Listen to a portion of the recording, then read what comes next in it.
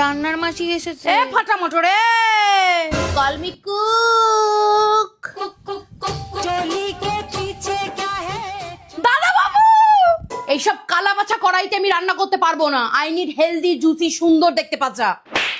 কি ভালো রান্না করো তুমি কুইন। এইসব কি শুকা আলু? এইসব শুকা আলু আমি রান্না করি না।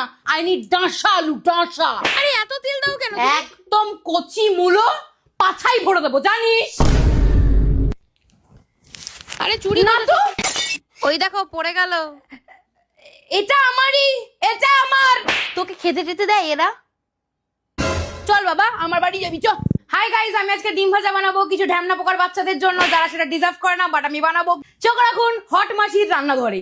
এ ফাটা মোটর রে, দাদা বাবুকে বলো না আমাকে একটু কোলে তুলবে, আমার হাত যাচ্ছে না। দাদা বাবু, আপনি আপনি আপনি পুড়িয়ে দিলে কেন রান্নাটা এটা তুমি? এটা এটা স্মোকড ফ্লেভার, স্মোকি স্মোকি। কোলে আমাকে আপ আপ, আমাকে আপ কোলে, এন্ড দিস দিস দিস